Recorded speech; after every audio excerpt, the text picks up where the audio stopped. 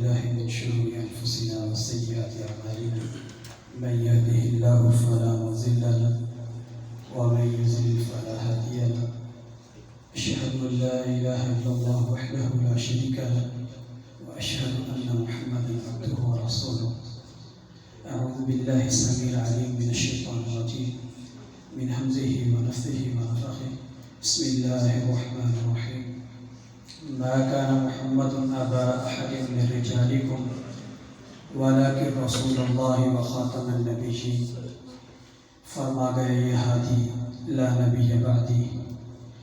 اس سے قبل کہ میں اپنی گفتگو کا آغاز کروں، ابتدائی طور پر میں یہ بات واضح کر دینا چاہتا ہوں کہ جو باتیں میرے لیے میرے آنے سے پہلے کہی گئی یقیناً میں کسی ایک کا بھی اہل نہیں ہوں۔ میں اپنے رب کے سامنے یہی کلمات رکھتا ہوں، اللہم لا تؤاخذنی بما یقولون واغفر لی ما لا یعلمون وجعلنی خیرا مما یظنون۔ اے اللہ، یہ دنیا والے، یہ محبت کرنے والے تیرے دین کی وجہ سے جو میرے بارے میں ذہن رکھتے ہیں، اے اللہ اگرچہ میں اس کا اہل نہیں ہوں، یا اللہ تو میرا اس پر مواخذہ نہ فرمانا۔ اے اللہ مجھے اس سے بہت زیادہ بہتر بنا دے جو ان کا میرے بارے میں خیال ہے، جو ان کے میرے بارے میں کلمات ہیں۔ میرا ارادہ تو یہی تھا کہ ہم فضیلت استاد حضرت شیخ الحدیث علامہ یوسف حفظہ اللہ تعالیٰ کی گفتگو کو سنیں، لیکن چونکہ ان الفاظ میں یہ بات کہہ دی گئی تھی، اب میرے لیے بھی تعمیل حکم ضروری ہے۔ میں چند ایک گزارشات اپنے دیے گئے موضوع پر رکھوں گا۔ مجھے حکم دیا گیا ہے کہ آپ نے ختم نبوت کے موضوع پر گفتگو کرنی ہے۔ میں سوچ رہا تھا کہ ختم نبوت کون سا ایسا مسئلہ ہے جس کو مسلمانوں کے سامنے ثابت کرنا پڑے گا، اور لوگوں ختم نبوت کو ثابت کرنے والا مسئلہ نہیں ہے۔ ختم نبوت تو وہ مسئلہ ہے جس کو میرے رب نے خود قرآن میں ثابت فرما دیا، یہ بات کہہ کے ما کان محمد ابا احد من رجالکم ولکن رسول اللہ وخاتم النبیین۔ اور میرے نبی کے صحابہ کی جماعت سن لو، محمد صلی اللہ علیہ وسلم تم مردوں میں سے بھی کسی کے باپ نہیں ہے۔ محمد رسول اللہ کا تعارف کیا ہے؟ ولیکن رسول اللہ، محمد رسول اللہ صلی اللہ علیہ وسلم کا تعارف یہ ہے کہ میرے رب نے خود محمد رسول اللہ کو اپنا رسول قرار دیا ہے۔ وخاتم النبیین، اور اللہ فرماتا ہے میرے محمد صلی اللہ علیہ وسلم کا مقدمہ یہ ہے، میرے محمد کا سب سے بنیادی خوبی یہ ہے خاتم النبیین کہ میں نے خود اپنے نبی کو خاتم النبیین بنایا ہے۔ محترم بھائیو، ختم نبوت اس کو ثابت کرنا مسئلہ نہیں ہے۔ میں آج آپ کے سامنے ختم نبوت کو ثابت کرنے کے لیے نہیں کھڑا ہوا، میں تو ختم نبوت کو بیان کرنے کے لیے اور ختم نبوت کے بارے میں چند کلمات کہہ کر ان لوگوں میں اپنا نام لکھوانے کے لیے کھڑا ہوا ہوں جو لوگ قیامت کے دن محمد رسول اللہ صلی اللہ علیہ وسلم کی ناموس کا پہرا دینے والوں میں سے ہوں گے۔ اے اللہ ہم سب کو ان لوگوں میں شامل فرما۔ محترم بھائیو، اس سے قبل کہ میں اپنی گفتگو کو آگے لے کر جاؤں، آج میں آپ کی اس مجلس سے سوال کرتا ہوں کہ آپ میں سے کوئی ایک ساتھی مجھے علماء کے علاوہ ختم نبوت کی تعریف سنائے؟ کوئی ایک ساتھی ختم نبوت کی تعریف؟ ہاں جی، کوئی ایک ساتھی کہ ختم نبوت مسئلہ کیا ہے، مقدمہ کیا ہے؟ ختم نبوت جس پر میرے اسلاف کی جانیں کٹی ہیں، یہ معاملہ کیا ہے؟ ہم جس سے بھی سنیں گے یقیناً ہر بھائی یہی تعریف کرے گا کہ محمد رسول اللہ کے بعد کوئی نبی نے نہیں آنا۔ یہی تعریف ہے ہماری زبانوں پر عام، اور آپ کے ذہنوں میں بھی۔ آپ خود اس بات کی تصدیق کریں گے کہ محمد رسول اللہ صلی اللہ علیہ وسلم کے بعد کوئی نبی نے نہیں آنا۔ یہی بنیادی غلطی ہے ہماری تعریف کے کرنے میں، اسی وجہ سے ہم مار کھاتے ہیں ان ظالموں سے جو محمد رسول اللہ صلی اللہ علیہ وسلم کی نبوت پر چور دروازے کھولتے ہیں۔ انشاءاللہ تعریف کروں گا حضرت استاد کے سامنے. حضرت استاد کو اپنا سبق سنانے کے لیے ختم نبوت کی بنیادی تعریف وہ یہ ہے کہ محمد الرسول اللہ صلی اللہ علیہ وسلم کے بعد اللہ نے کسی نبی کو پیدا ہی نہیں کرنا. نبی نے آنا ہے.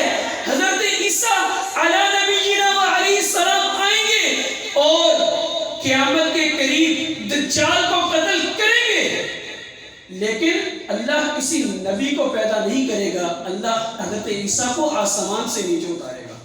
یہ صرف ایک لفظ کا فرق ہے جس کی وجہ سے ہمارے نوجوانوں کے ذہنوں میں اتنی زیادہ اغلوطات پیدا کر دی جاتی ہیں. ہمارے نوجوان کہتے ہیں کہ ساڑھے مولویوں سے ہم تک صحیح دیسی نہیں کرتے، صرف ایک لفظ کے فرق کی وجہ سے. اپنی اصطلاحات کو درست کیجئے. مشائخ فرمایا کرتے ہیں کہ آپ کسی بھی چیز کا رد کرنے کے لیے اس کا اصل دیکھیں کہ اس کی بنیاد کیا ہے. اگر آپ کی یہ تعریف درست ہوگی ختم نبوت کی تو میں رب کعبہ کی قسم لے کر کہتا ہوں آپ کی اس تعریف پر قیامت تک کوئی بھی ڈاکو ڈاکہ زنی نہیں کر سکتا. ختم نبوت کی تعریف یہ ہے کہ رب العزت نے محمد الرسول اللہ صلی اللہ علیہ وسلم کے بعد قیامت تک کسی نبی کو پیدا نہیں کرنا. سیدنا عبداللہ بن انیس رضی اللہ عنہ سے پوچھا گیا کہ اللہ کے نبی صلی اللہ علیہ وسلم کی کوئی ذکر اولاد مذکر اولاد جو رجولیت کو پہنچتی ہو. رجل کا معنی ہوتا ہے بندہ مرد بن جائے. 18 سال کی عمر کے بعد بالغ ہونے کے بعد بندہ رجل بنتا ہے. اس سے پہلے طفل ہے، طفل سے پہلے صبی ہے. یہ عربی کے لفظ ہیں. قرآن نے کہا ہے ما کان محمد ابا احد من رجالکم، محمد تم مردوں میں سے کسی کے باپ نہیں ہے. آپ کو کوئی سوال کر سکتا ہے نا کہ اللہ کے نبی کے 3 بیٹے جو الاصح قول پر، تو پھر قرآن کی یہ بات کیسے ثابت کرو گے؟ محترم بھائیو، رجل کا معنی کیا ہے کہ جو مکمل آدمی ہو، بالغ مرد. اللہ کے نبی صلی اللہ علیہ وسلم کے جو بچے فوت ہوئے تھے کوئی سبیج کی حالت میں تھا، کوئی طفولیت کی حالت میں تھا. کسی نے رجولیت کی عمر کو پایا ہی نہیں ہے. یہ وہ علمی اصطلاحات ہیں جو یقیناً آپ کو سننی مشکل لگ رہی ہیں، لیکن مسئلہ یہ ہے کہ ہمیں ان باتوں کا پتہ نہیں ہوتا اور ہم عام طور پر انہی باتوں کی وجہ سے پھنس جاتے ہیں ان مرزائیوں کے ہتھ کنڈوں میں کہ قرآن یہ کہتا ہے اور احادیث یہ کہتی ہیں لہذا قرآن اور حدیث کی مخالفت آ گئی. ان باتوں کو سمجھیے گا، ان باتوں کو یاد کیجیے گا، اپنے پلے باندھیے گا. رسول اللہ صلی اللہ علیہ وسلم نے فرمایا اللہ رب العزت کی طرف سے میری مثال ایسے ہے جیسے ایک محل بنا ہوا ہو، اس محل کو مکمل کر دیا گیا ہو، لیکن اس محل میں ایک اینٹ کی جگہ باقی ہو. فرمایا میں وہ آخری اینٹ ہوں جس کے ساتھ اللہ رب العزت نے نبوت کے محل کو مکمل کر دیا. اب فلا نبی بعدی ان الرسالۃ والنبوۃ قد انقطعت. اللہ رب العزت نے رسالت اور نبوت کو ختم کر دیا ہے. میرے بعد نہ تو کوئی نبی آئے گا اور نہ ہی کوئی رسول آئے گا. کوئی لاکھ یہ دعویٰ کرے میں رسول نہیں بن کے آیا بلکہ میں نبی بن کے آیا ہوں.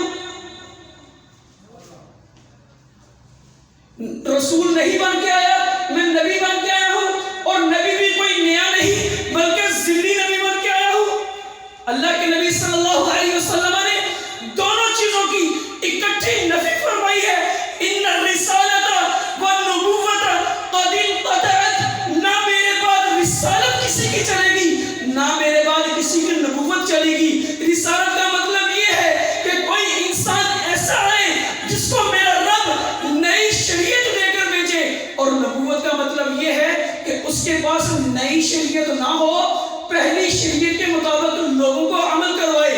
موسیٰ علیہ السلام رسول ہیں، ہارون علیہ السلام نبی ہیں، اور محمد رسول اللہ صلی اللہ علیہ وسلم وہ رسول بھی ہیں اور نبی بھی ہیں اور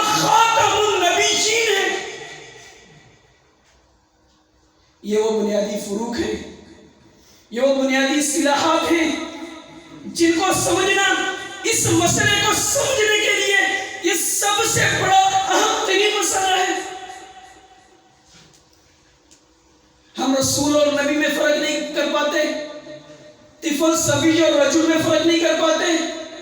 اسی وجہ سے ہمارے آج کے طالب علم کو میٹرک کیے ہوئے اس نے 20-22 سال کا نوجوان مرزائیوں کے چند چھوٹے سے بچوں کے سامنے لاجواب ہو جاتا ہے۔ رب کعبہ کی قسم اٹھا کر کہتا ہوں، ابھی چند سال پہلے ہمارا یہ نام نہاد ان کا رضوہ، اس کا وزٹ کرنے کا موقع ملا۔ ختم نبوت کے گینگ میں، ختم نبوت کے طور پر ہم چند ساتھی ادھر ان کے علاقے میں گئے۔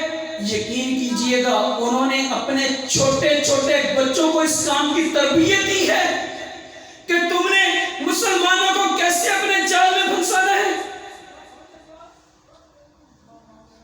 ہم نے ان کے مربیوں کے ساتھ بیٹھ کے بریفنگ لی تو ہمیں یہ پتہ چلا کہ رقبے میں رہنے والے ہر شخص پر ضروری ہے کہ وہ جو مرزائیوں کا بنیادی کیمپ ہے وہاں پر اپنے مہینے کی تنخواہ میں سے کچھ نہ کچھ جمع کروائے۔ وہ کس لیے جمع کروائے گا؟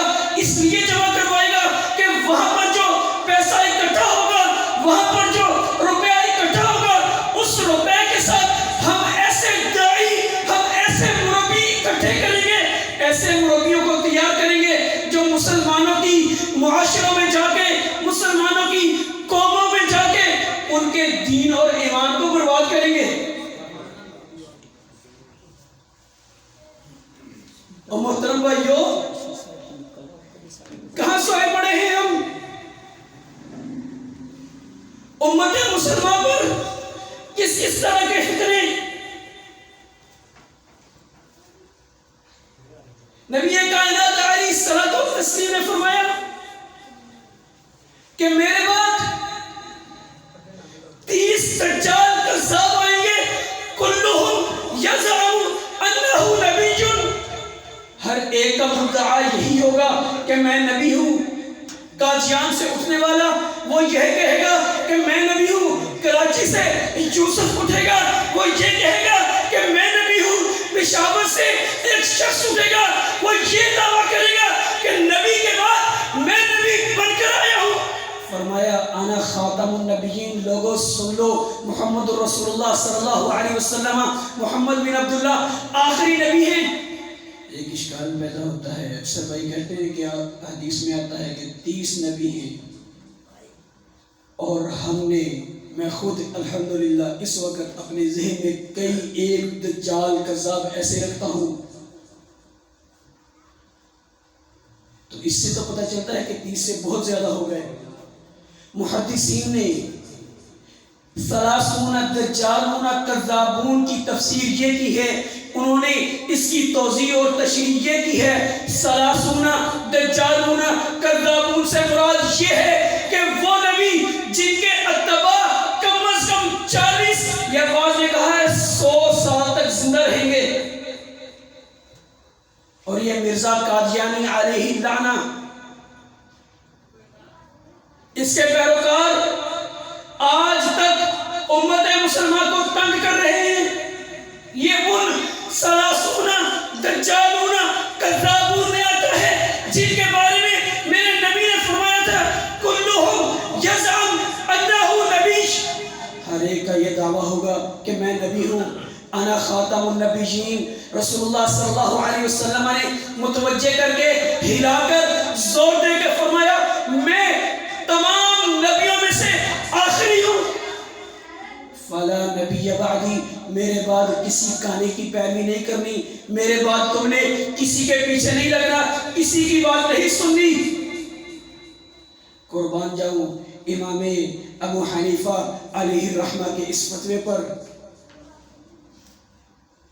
فرماتے ہیں کہ اگر تمہیں کسی نے آ کر یہ کہہ دیا کہ میں نبی ہوں، اگر تمہیں کسی نے آ کر یہ کہہ دیا کہ میں نبی ہوں، یا فلاں بندے نے رسول اللہ صلی اللہ علیہ وسلم کی نبوت کے بعد نبوت کا اعلان کیا ہے، ابھی تمہارے ذہن میں صرف اتنا خیال آ گیا کہ چلو اس کی تحقیق کرتے ہیں کہ وہ سچا ہے یا جھوٹا ہے، تمہارے اس یقین کر لینے پر تمہارے ایمان کا ستیہ ناش ہو گیا، دوبارہ کلمہ پڑھنا پڑے گا اس بندے کو جس کے ذہن میں یہ خیال آ گیا کہ ہو سکتا ہو سچائی ہو گئی۔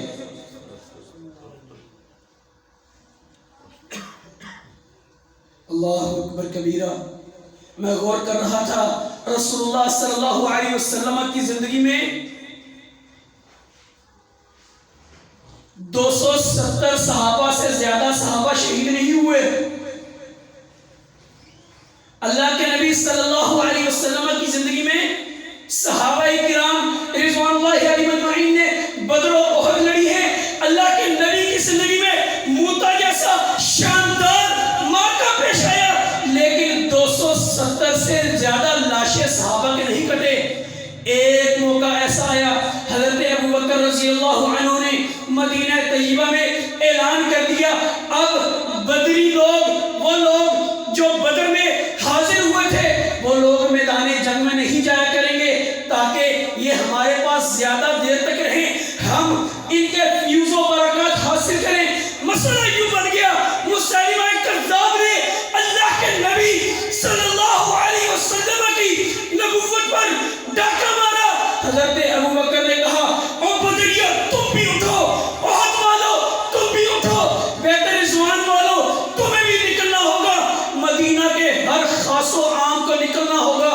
1200 سے زائد نفوس قدسیہ کٹی ہیں صرف ایک ختم نبوت کے مسئلہ پر۔ مجھے یہ سمجھ آ گئی، صحابہ کے نزدیک ختم نبوت سے بڑا اور کوئی مسئلہ نہیں تھا۔